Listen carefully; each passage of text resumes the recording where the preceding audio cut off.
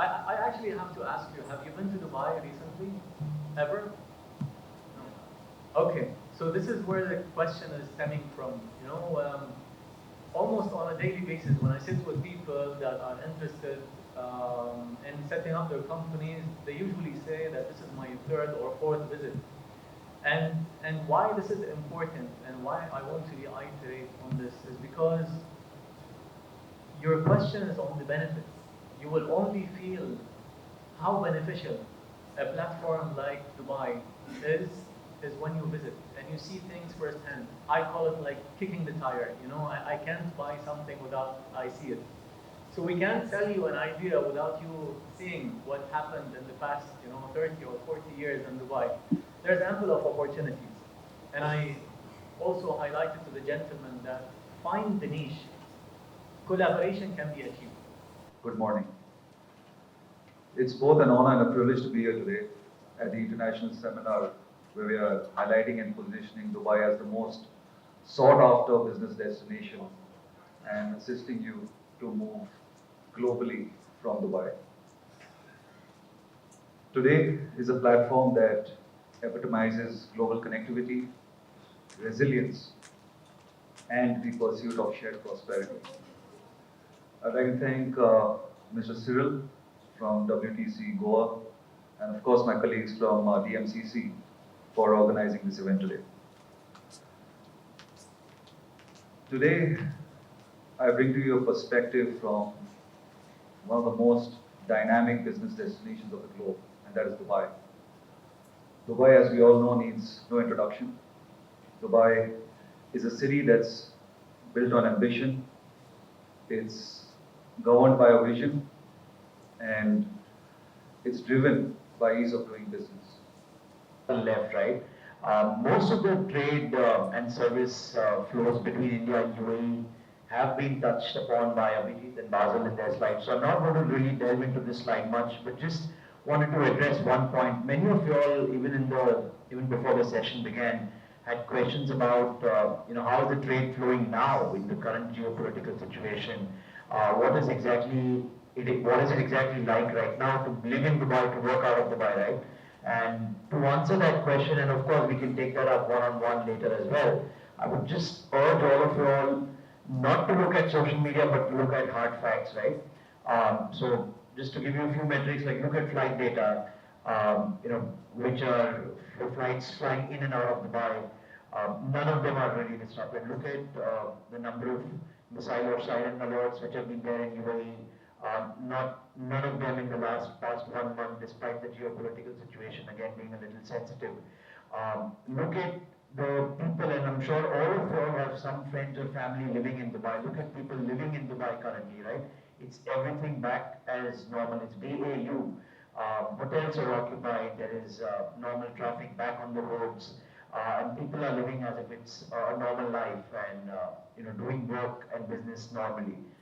So that's the one thing I wanted to address, and happy to take that up later as well. नमस्कार, स्वागत है आपका। मैं हूं आपके साथ प्रशिता शर्मा। आप देख रहे हैं राष्ट्र टीवी और इस समय हम मौजूद हैं पणजी के काकुलो मॉल में, जहां पर एक अंतर्राष्ट्रीय सेमिनार का आयोजन किया गया है। वर्ल्ड ट्रेड सेंटर और डीएमसीसी ने संयुक्त रूप से Dubai the business gateway to the global trade, यहां पर बड़ी संख्या में इस कार्यक्रम में सेमिनार को अटेंड करने के लिए उद्योग जगत के लोग पहुंचे हैं, विशेषज्ञ पहुंचे हैं, निवेशक पहुंचे हैं, एमएसएमई से जुड़े कई सारे उद्यमी यहाँ पर पहुंचे। इस सेमिनार का मकसद है, उद्देश्य है कि किस तरह से जो इंडियन बिजनेस है उसको ग्लोबल लेवल पर एक्सपैंड करना है, किस तरह से काम किया जाता है, अपने प्रोडक्ट्स को दुनिया भर तक पहुंचाने के लिए क्या कुछ चैलेंजेस आते हैं, इसको लेकर इस सेमिनार का आयोजन किया गया। और खासतौर पर दुबई, जिस तरह हम जानते हैं कि ग्लोबल बिजनेस हब दुबई को माना जाता है, दुबई में कितनी बड़ी अपॉर्चुनिटीज है, किस तरह से पॉलिसीज वहाँ की हेल्प करती है इंडियन बिजनेस को, इंडियन बिजनेसमैन को, और खासकर की जो स्टार्टअप्स है, जो यंग एंटरप्रेन्योर्स है,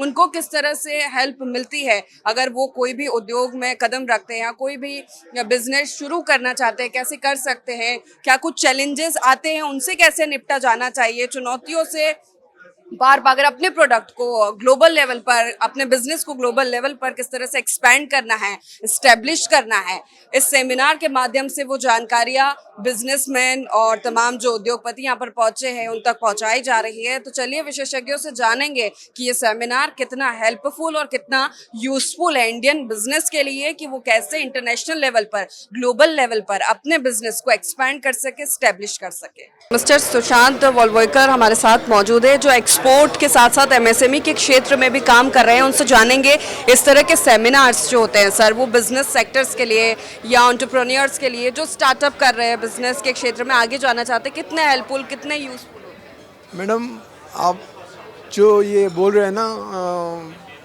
कितने ज़रूरी होते हैं, ये बहुत ही ज़रूरी होते हैं। जैसे कि यहाँ पे हम बहुत अलग अलग लोगों से मिल पाते हैं। ओके, अलग अलग लोग मैन्युफैक्चरिंग करते हैं, अलग अलग लोग एक्सपोर्टर रहते हैं और ट्रेडर रहते हैं, उनसे हम मिल पाते हैं। ओके, अलग अलग आइडियाज़ इकट्ठा होती है और वी आर लाइक एक सब लोग मिलने से एक ताकत जैसे होती है। बाबा हम ये कर सकते हैं, वो कर सकते हैं, हम इनके साथ मिलके हम वो कर सकते हैं, हमारा प्रोडक्ट हम एक्सपोर्ट कर सकते हैं। और ये जैसे सेमिनार होते हैं वो जैसे हम एक्सपोर्ट कर रहे हैं, मैनी टाइम्स हमें दूसरे कंट्री में जाना पड़ता है। ओके, तो जैसे हम दूसरे कंट्री में जाते हैं तो हम अनजाने बन जाते हैं। वहाँ पे कुछ हमको पता नहीं रहता एग्जैक्टली कहाँ मार्केट है, क्या है, उसका फैसिलिटीज़ मालूम नहीं था। लेकिन जैसे ऐसे कॉन्फ्रेंस हो, जैसे आज ये दुबई का कॉन्फ्रेंस था, यहाँ पे डीएमसीसी के लोग आए हुए थे, तो दे हैव टोल्ड अस कितना फैसिलिटी है हमारे लिए, हम जाए दुबई में करें, हम हमारा क्या क्या सपोर्ट है उनको, बैंक से तरफ से, लाइसेंस की तरफ से, वीज़ा की तरफ से। तो ये अगर हम दुबई में पूछने को जाए तो वहाँ पे हमको नहीं मिलता है सब चीज़, हमको घूमना पड़ता है और we are like foreigners there and difficulties आ जाता है। लेकिन यहाँ पे सब बड़े बड़े लोग हमको तुरंत मिल जाते हैं ऐसे कॉन्फ्रेंस को। So this is very benefit and all the businessman, traders should attend such kind of programmes, what I feel so. And मुझे आज ये प्रोग्राम से बहुत ही फ़ायदा हुआ। एक्सपोर्ट के क्षेत्र में आप काम करते हैं, राइट? और एमएसएमएस को लेकर भी, तो अभी जिस तरह से लघु उद्योग को बढ़ावा दिया जा रहा है हमारे देश में, और ये माना जा रहा है कि इंडियन इकोनॉमी की एक तरह से रीढ़ बन गया है एमएसएमई, कैसे देखते हैं?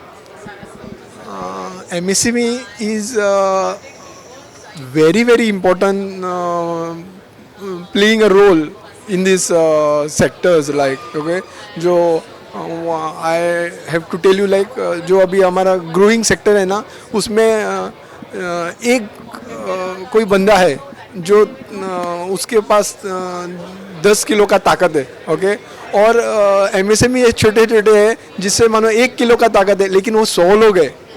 एक 10 किलो का आदमी एक ही है, उसके पास 10 किलो का ताकत है, लेकिन एमएसएमई एक ऐसा आदमी है इसके पास 1 किलो का ताकत है, बट दे आर 100 और 1000 पीपल, वो मिला के वो 1000 किलो हो जाता है। That kind of thing, they are all of small businessman playing a role of like small manufacturing, small trading, okay, transportation and all the sectors, okay, and which is playing a main role in export. जब भी आप अगर दूसरे country, जब recently I'm traveling to Dubai, Malaysia and Sri Lanka, हमारे लोग छोटे छोटे लोग एमएसएमई वहाँ पे बिजनेस कर रहे हैं, इतना अच्छा लगता है देख के। एंड आपको if you go in some markets, okay, you will not believe this is Malaysia, you will not believe this is Sri Lanka. वो हमारे लोग जैसे मोस्टली महाराष्ट्रियन, गोवन तो छोटा इतना नहीं रहते, साउथ इंडियन, तो ऐसा लगता है कि हम इंडिया में हैं। सो हमारे ही प्रोडक्ट वहाँ पे जाता है, perishable goods, non-perishable goods, textiles industry, like we have all Indians. These all MSMEs are doing the business. और बहुत ही अच्छे तरह से काम हो रहा है हमारा। और I request government and this organization to give more support to all our MSMEs to grow in export sectors and all. हमारे साथ संजय जी मौजूद है, जो पिछले लंबे समय से शिपिंग के क्षेत्र में काम कर रहे हैं। और जैसा कि हम जानते हैं कि 90% दुनिया भर का अंतर्राष्ट्रीय व्यापार की रीढ़ मानी जाती है शिपिंग। तो सबसे बड़ा रोल क्या होता है बिजनेस सेक्टर में शिपिंग का, उनसे जानेंगे। सर, स्वागत है राष्ट्र टीवी में आपका। चूंकि लंबे समय से आप शिपिंग के क्षेत्र में काम कर रहे हैं और अलग अलग कंट्रीज में आपने काम किया है, तो बिजनेस सेक्टर प्लस शिपिंग कैसे देखते हैं? बिजनेस सेक्टर, अभी देखो शिपिंग जो है, लास्ट 35 ईयर्स से मैं शिपिंग में हूँ, but it is growing like anything. अभी जो ग्रोथ है इंडिया का specially we are in third और fourth position only because of export and imports. So हमारे लिए जो जितना भी रेवेन्यू जनरेट होता है only because of export and import. And export जो जितना भी इंडिया से निकलता है that is mainly for gulf countries, African countries, Europe, US के लिए we are the major exporter है. तो पूरा देखेगा ओवरऑल तो export and imports are growing like anything.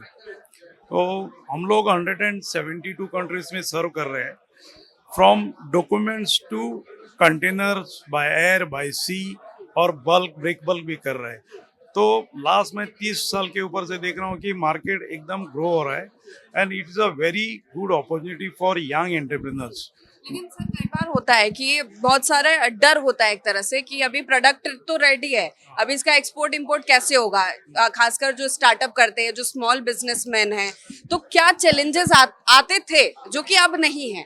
देखो, आपने बहुत अच्छा क्वेश्चन किया और ये आज के जनरेशन के लिए वेरी इंपॉर्टेंट है.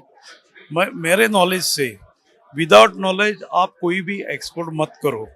उसमें lot of legal risk, loss आपको जानना चाहिए. अंडर हर कंट्रीज के rules, regulation, certification, without any knowledge आप एक्सपोर्ट करने के लिए मत जाए. It is a very risky. But अगर आपको नॉलेज है और कोई कंसल्ट करेगा, for example I am consulting, I already consulted for more than 150 young entrepreneur और उसमें से 50 के ऊपर से मैंने अभी एक्सपोर्ट भी चालू किया in small scale industries, export as well as import दोनों साइड में से. तो मैं उसको लीगली गाइड करता हूँ कि कैसा करने का, उसमें फाइनेंस रिस्क क्या है, कौन से कंट्रीज में एक्सपोर्ट करने का, और आपको जो रेवेन्यू ज़्यादा आएगा वो कौन से कंट्रीज में से आ सकता है, इंपोर्ट लाया तो रिस्क क्या है, एक्सपोर्ट किया तो रिस्क क्या है, और what are the legal formalities, certification. मैं हर चीज़ में उनको गाइड करता है. और मैंने अभी 50 से ऊपर लोगों को ट्रेन करके एक्सपोर्ट चालू भी किया, गोवा से भी नहीं बट आउट ऑफ गोवा. तो मेरे ख्याल से एक्सपोर्ट जो है उसमें कोई भी रिस्क नहीं है, नो लीगल है. If you have good knowledge नहीं है तो आप एक्सपोर्ट में मत जाओ. आप एक्सपोर्ट कुछ भी कर सकते हो, एनीथिंग, एनी प्रोडक्ट. एक बार माइंड में सेट करो, आई विल गाइड. मैं गाइड करूंगा कि एक्सपोर्ट कैसा करने का है, कौन से कंट्रीज में करने का है, क्यों एक्सपोर्ट करने है, इंपोर्ट करने का है तो उसमें लाइबिलिटीज क्या है, उसमें लीगल फॉर्मेलिटीज है, क्लियरेंस के लिए क्या सर्टिफिकेशन चाहिए. तो एक्सपोर्ट में कुछ भी डर नहीं है, एक माइंड में डर रहे, लेकिन लोकल बिजनेस से एक्सपोर्ट और इंपोर्ट करना ज़्यादा अच्छा है. गवर्नमेंट का क्या रोल होता है किसी भी कंट्री की जब एक्सपोर्ट इंपोर्ट के लिए आगे हम प्रोसेस करते हैं? गवर्नमेंट है ना, देखो government is helping like anything. Government बहुत हेल्प कर रहा है, नया नया रूल्स इजी बना रहा है. जो मैनुअल होता था पहले वो पूरा ऑनलाइन कर रहे हैं. मीन्स आप ऑफिस में बैठ के जो मैनुअल 10 आदमी जो लगते थे उसमें लिए आप एक स्टाफ से बैठ के पूरा ऑनलाइन काम कर सकते हैं. और इजी अप्रूवल्स, फास्ट अप्रूवल, जो भी शिपिंग बिल आपको जो भी डॉक्यूमेंट फाइल करेंगे तो आप 1-2 घंटे में आप अप्रूवल ले सकते हैं. जो भी आपको सर्टिफिकेशन लेने का है, फॉर एग्जांपल एपेडा हो, पाइथो हो, इमीडिएट आपको अप्रूवल मिलता है. सेकेंड थिंग, आपको लाइसेंस निकालने का है तो आपका डॉक्यूमेंट अगर पूरा सही है तो आपको लाइसेंस एक्सपोर्ट में 1 घंटे के अंदर मिल जाता है. सो गवर्नमेंट ने बहुत इजी किया है और पूरा सिस्टमाइज किया है. And government is using A1 technology, जो आज का टेक्नोलॉजी है वर्ल्ड का. So Indian government is using A1 technology for export and import promotion. Shipping जो है ये इम्पोर्टेंट इसलिए है बिकॉज ट्रेड चलता है, व्यापार चलता है. ठीक है, इट इज़ बेसिकली वो ट्रांसपोर्ट होता है पॉइंट ए से point B. Long and short story वो है. अभी उसमें से अगर आपको जो अभी करंट वॉर जो चल रहा है उसमें भी शिपिंग ही यूज़ हो रहा है इन वन वे. लॉजिस्टिक्स आया है from the ideas of the armies. Different armies back then उन लोग ने चालू किया था with ideas of transporting their equipment from maybe from their armour headquarters to the front line या जहाँ पे भी है. Keeping that in mind, that principle in mind, logistics came into place and shipping came into place to send supplies, necessary items. That's how the world trade came in. Then commerce came into place. That's when merchants would travel from one part, come to another part. That's where your Vasco da Gama came into place. That's where Christopher Columbus came into place. And many of the past merchants and trade, जो Silk Route बोलते हैं, from China right up to Europe, that is again part of shipping that encouraged commerce and trade. So it is very important to keep peace between countries because there'll be certain things that a certain country may require from another country, and या तो आप जंग करके छीन लो या तो आप दोस्ती का हाथ बढ़ा के ट्रेड कर लो. Cost of war is very high. Cost of trade is way lower. तो वाइब्रेंट गोवा फाउंडेशन के ट्रस्टी मिस्टर अरमान हमारे साथ मौजूद है। सर स्वागत है राष्ट्रीय टीवी में आपका। जिस तरह से सेमिनार का आयोजन किया गया है बिजनेस सेक्टर्स के लिए या यंग एंटरप्रेन्योर्स के लिए, इस तरह के सेमिनार कितने useful? No, definitely it is quite useful, especially Goa has, people are still looking forward for business beyond boundaries वगैरह. So as we say, Goa is gateway to India. Similarly, today's episode for Dubai, which is a gateway to the world. So those who are into export, exim trade, definitely this becomes one of our greatest opportunity to network and learn. International market में establish होने के लिए आपको की sectors क्या समझ में आते हैं? नहीं, डेफिनेटली एग्रो कमोडिटीज़ फूड वगैरह है. Health care is definitely after the last momentum what India is facing, the health care is one of the, education is one of the important, and definitely tourism which is there, and manufacturing definitely we are competing far better now to China. So especially in chemicals and electronics also now we are getting day by day quite on a better stage. So this all becomes a very good lucrative market for the exporters. Dubai को focus में रखा गया है, तो Indian businessman के लिए, entrepreneurs के लिए दुबई कितना बड़ा मार्केट है और कितना यूज़फुल हो सकता है उनके बिजनेस को एक्सपेंड करने? नहीं, जैसे मैं पहले बता चुका, तो basically we consider Goa as gateway to India. But अगर आपको एक्सपोर्ट इंपोर्ट का कोई भी बिजनेस करना है तो Dubai is the real hub where you have the opportunity for connecting the whole world. So Dubai really makes a very great sense because it's all the nations are having their headquarters and offices over there, nationalities wise as well as the companies wise. So it becomes one of our greatest opportunity to be a part of Dubai, and especially what DMCC talked about, how to open up your office or the virtual office over there and start working from Dubai. That really makes it. If you want to go grow multiple X in your business, Dubai has to be in your list where you can really convert into a bigger elements piece. हमारे साथ मौजूद है WTC Goa के trade promotion regional director mister Cyril D'Souza ji. स्वागत है आपका राष्ट्रीय TV में। सर, जिस तरह से सेमिनार का ये आयोजन हुआ है बिजनेस सेक्टर को लेकर, और ख़ास तौर पर कि इंडिया के जो बिजनेस है वो ग्लोबल लेवल पर किस तरह से खुद को इस्टेब्लिश कर सकते हैं, इस तरह के सेमिनार कितने ज़रूरी हैं? आपका प्रश्न बहुत अच्छा है। ये सेमिनार होना ज़रूरी है इसलिए क्योंकि सेमिनार में ना सिर्फ बातचीत हमारे डिग्नेटरीज करते हैं, बल्कि ये जो नेटवर्किंग अपॉर्चुनिटीज़ जो आप अगर कैमरा पैन करके बता सकते हैं, ये नेटवर्किंग अपॉर्चुनिटीज़ जो है जहाँ बिजनेसेस एक दूसरे से बात करते हैं, ये सबसे महत्वपूर्ण है। इससे हम लोग का ग्रोथ होगा।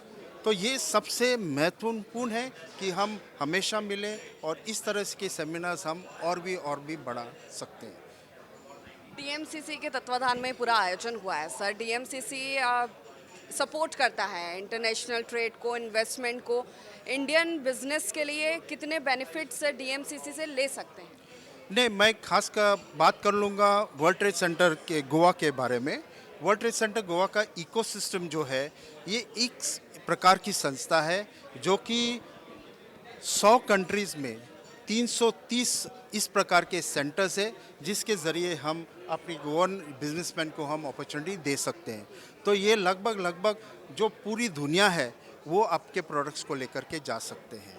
दूसरी बात और अहम बात ये है कि आज का जो हम लोग ने अनाउंसमेंट किया था मिशन 100 by 100, इसका मतलब है कि एट WTC गोवा हम इसके अंतर्गत इसके दायरे में हम 100 हमारे MSMEs को एक प्लेटफॉर्म पर वर्ल्ड ट्रेड सेंटर के ज़रिए हम लाएंगे, और हमारा लक्ष्य है कि बाय द ईयर 2035, 8 साल अब 9 साल अभी से, कि हम ये ग्रुप का 100 MSMEs का 100 करोड़ टर्नओवर हम करके दिखाएंगे।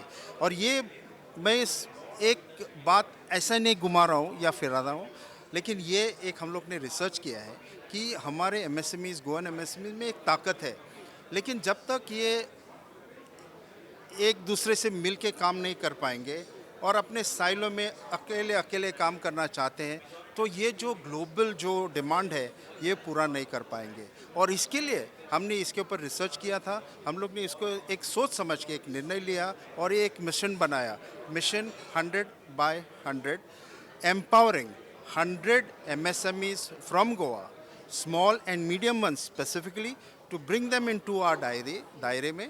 और इस दायरे के ज़रिए उनका टर्नओवर 100 करोड़ का होना चाहिए पर ईयर आफ्टर 2035।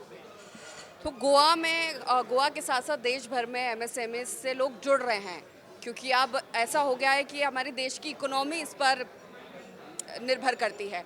लेकिन कई बार होता है कि इंटरनेशनल लेवल पर बिजनेस को एक्सपांड करने में कई सारी चुनौतियाँ आती है, हर्डल्स आते हैं, वो उनसे निपटने के लिए आप क्या कहना चाहेंगे? देखिए, चुनौती तो हर जगह पे होती है, लेकिन किस तरह हम उसको अप्रोच करते हैं, किस तरह से हम उसको टैकल कर सकते हैं, ये जो बात हमें समझ में पहले से आना चाहिए। और अगर मैं वर्ल्ड ट्रेड सेंटर के ज़रिए अगर बात कर सकता हूँ मैं आपके, तो वर्ल्ड ट्रेड सेंटर का इकोसिस्टम जो मैंने अभी बताया, 330 वर्ल्ड ट्रेड सेंटर्स इन 100 कंट्रीज़, हमारे पास एक ताकत है कि अगर समझो कई कंट्री में एमएसएमई का कुछ प्रॉब्लम है, तो हमारा दूसरा जो सेंटर है दूसरे देश में, हम उसको जा कर के उस एमएसएमई के बिहाफ पर हम उनसे बात कर सकते हैं कि इसकी ये शिकायत है, इसका ये चैलेंज है, किस तरह से आप हमें मदद कर सकते हैं इसकी दूर करने के लिए। और मैं जानता हूँ कि हमारा जो इकोसिस्टम है ये एक अच्छा सिस्टम है, और ये जानकारी, ये हेल्प, ये जो मदद उसको चाहिए, अपना अपना चैलेंजेस, अपना अपना जो भी शिकायत है उसका पूरी करने के लिए हम उसके लिए काम करेंगे और सुविधा करेंगे। यंग एंटरप्रेन्योर्स के लिए आप क्या एडवाइस करना चाहेंगे, क्या मैसेज देना चाहेंगे देश भर के लिए भी और खासकर गोवा के लिए भी, कि कितनी अपॉर्चुनिटीज़ है इस क्षेत्र में? या अभी 5 अगस्त से वर्ल्ड ट्रेड सेंटर गोवा में हम लोग एक प्रोग्राम लॉन्च कर रहे हैं जो कि न्यू एजुकेशन पॉलिसी के अंतर्गत है, जहाँ तक इंडस्ट्री और एकेडमिया का जो रिलेशनशिप है, तालमेल है, किस तरह से हम उसको बढ़ाएंगे। आपने एक अच्छा प्रश्न पूछा है कि यंग लोगों के लिए किस तरह से वर्ल्ड ट्रेड सेंटर मदद कर सकती है। बात यह है कि हम जो इंटरेक्शन करते हैं, खासकर सीनियर कॉलेजेस में, ज़्यादातर अपने ग्रेजुएशन, पोस्ट ग्रेजुएशन के बाद में वो लोग सरकारी नौकरी चाहते हैं या वो विदेश में जा कर के अपना जो करियर है वो बढ़ाना चाहते हैं। लेकिन इसमें एक तीसरा ऑप्शन हम देते हैं कि भाई आप गोवा में ही हो करके गोवा में कार्य करो, और इस कार्य के ज़रिए आप बिज़नेस बढ़ाओ एक्सपोर्ट्स के थ्रू। तो आपको ना बाहर जाना पड़ेगा, ना सरकारी नौकरी के लिए, क्योंकि सरकार के पास भी एक क्षमता होती है। अभी हमारे 20 लाख नागरिक जो गोवा में है, 20 लाख को नहीं दे सकते। ये एकदम मुश्किल बात है। सरकार चाहती होगी, लेकिन एक कोई भी तो कमी, ये जो डिसएडवांटेजेस है या समझो आप क्षमता जो पूरी नहीं कर पाएंगे। तो इसके लिए अगर एक स्टूडेंट है, अगर वो बाहर जाना चाहता है, तो वो बाहर जाने के लिए भी कम से कम 3 या 4 साल लगेंगे। चाहे वो अगर समझो, अथवा वो सरकारी नौकरी के लिए राह देख रहा है, तो वो भी नौकरी आज और कल में नहीं मिलेगा, उसको तैयार है कि 5 या 6 साल लगेंगे। तो ये जो 3 और 5 साल के गैप में आप जो बैठे रहते हैं कुछ कार्य करते हुए, ये हम बदलना चाहते हैं। ये सोच हम बदलना चाहिए कि ये 3 साल में आप कुछ भी कार्य करो, हैंडीक्राफ्ट एक्सपोर्ट करो, आपका इंटेलिजेंस एक्सपोर्ट करो, कंसल्टेंसी चालू करो, जो भी गोवा में उत्पन्न होता है उसको कोशिश करो, एक्सपोर्ट करो। और हो सकता है कि ये 3 साल के बाद में आपका कारोबार इतना बढ़ेगा कि ना आपको सरकार की ज़रूरत होगी आपके नौकरी के लिए, आप अपने ऊपर निर्भर रहेंगे, और आपका जो बिज़नेस है वापस बाहर जाने की ज़रूरत नहीं है। विदेश में जाने की ज़रूरत नहीं है, आप गोवा में रहो, खुद का बिजनेस करो, अच्छा कमाओ और गोवा में सुख शांति में रखो और रहो, और गोवा के लिए कुछ तो कुछ अर्थशास्त्रिक प्रगति जो है आप भी उसका बढ़ाने के लिए कोशिश कर रहे हैं। ये मेरा सिस्टम है। बहुत शुक्रिया सुनील जी हमारे साथ जुड़ने के लिए और तमाम जानकारी दर्शकों तक पहुंचाने के लिए। तो निश्चित ही बिजनेस सेक्टर में एमएसएमईज में बहुत सारी अपॉर्चुनिटीज़ है, बशर्ते कि आपको रिस्क लेना पड़ेगा, थोड़ा सा आगे बढ़कर कुछ प्लान करना होगा, और जब आप शुरुआत कर देंगे तो फिर इंटरनेशनल मार्केट में भी आने वाले समय में हो सकता है कि बड़ी पहचान आपको मिल जाए। कैमरा पर्सन अमय के साथ मैं प्रशिता शर्मा, राष्ट्र टीवी, पणजी।